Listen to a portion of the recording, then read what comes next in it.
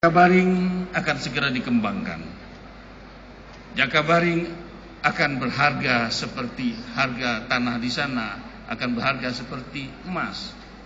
Karena pusat pemerintahan akan pindah ke Jakabaring. Dan juga di situ pusat atau International Sport Center. Bank Sumsel yang akan mendahului, bulan depan akan dimulai pelaksanaan pembangunan kantor baru gedung Bank Sumsel. Menyusul nanti kantor gubernur dan kantor Pak Zamzami. Dan kantor-kantor dinas juga akan pindah ke sana.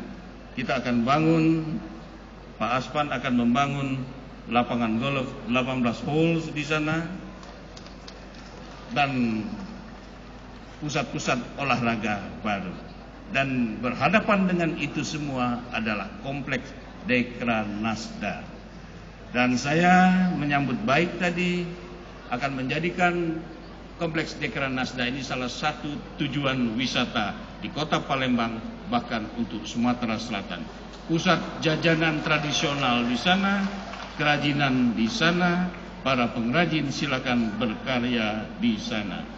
Hadirin sekalian yang saya hormati, kita juga punya satu aset yang luar biasa bagusnya di pusat kota, di daerah elit kota Palembang, yaitu Museum Tekstil. Juga tolong Museum Tekstil ini dikembangkan.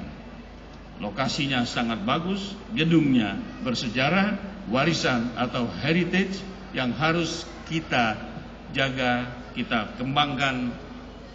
Kalau kita lihat kota Bandung menjaga gedung-gedung yang bersejarah, kita juga miliki gedung-gedung yang bersejarah yang harus kita jaga.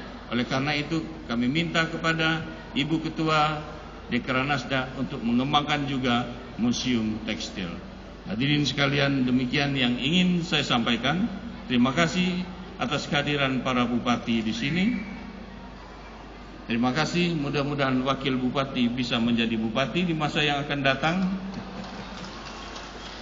Bapak Ibu hadirin, pada yang tidak hadir tolong disampaikan bahwa hari ini dimulai dengan tonggak sejarah baru pengembangan Dekranasda Sumatera Selatan. Supaya lain kali kita tidak mengadakan pameran di mall lagi. Kita punya gedung yang bagus, kita manfaatkan gedung itu. Terima kasih. Wassalamualaikum warahmatullahi wabarakatuh.